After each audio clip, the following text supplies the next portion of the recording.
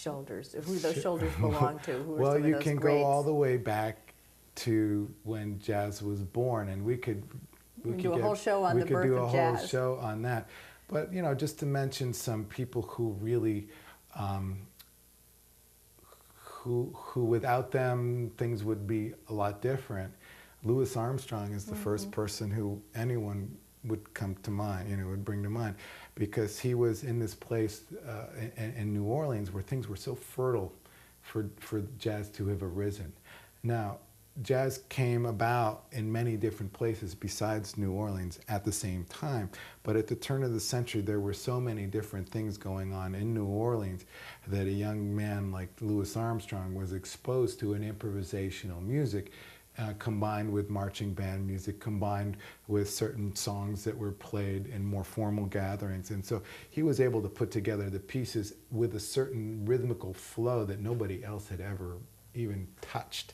So, you know, we all stand on his shoulders with, you know, gratitude. And then, so that would be perhaps the New Orleans time. But when I think of my own experience as a musician, it's like I think about what different artists have brought to jazz in terms of language, you know, and so what was Louis Armstrong's contribution?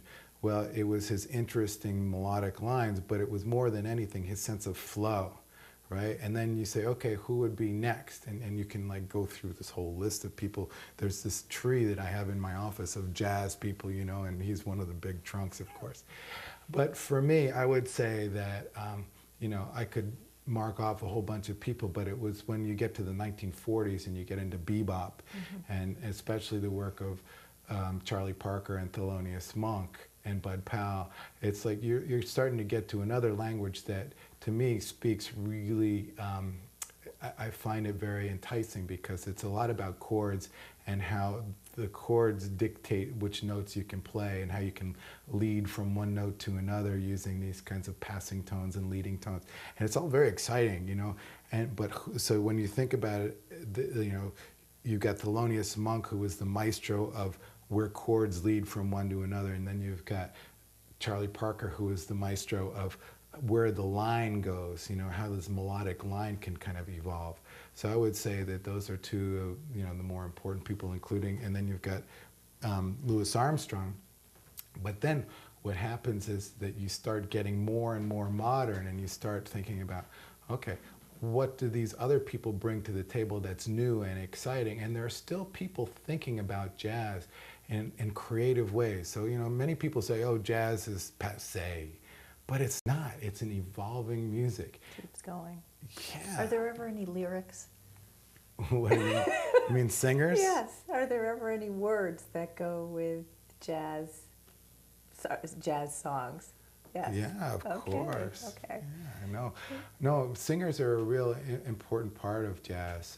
I mean, jazz itself was a music that came about because of dancing, you know, and so therefore singing is a real important way to get people up and going, you know, to rile up the crowd. In fact, we're having a great singer coming to the Jazz Center on December 3rd when our big band performs. Well, tell us what's coming up. Especially for people who grew up in the big band era, or just want to get out there and swing, you know, and do real swing dance with the live band.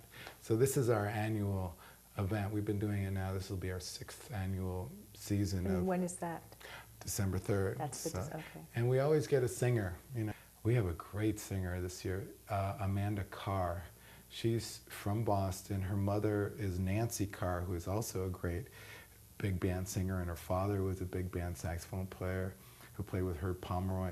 So she's totally connected with this whole big band world, yet she's a person my age, and it's dynamite. You know, she's been doing, you know, exposed to this music all of her life. Well, I want to thank you for joining us. We could. Thank you. There's certainly a lot more to talk about, and an awful lot of different pieces of what you do. But you've given us something to do every month going forward in terms of the concerts of the Jazz Series. So thank you for joining us. I'm Robin Stern. This has been Neighbor to Neighbor, and our guest today was Eugene Uman of the Vermont Jazz Center.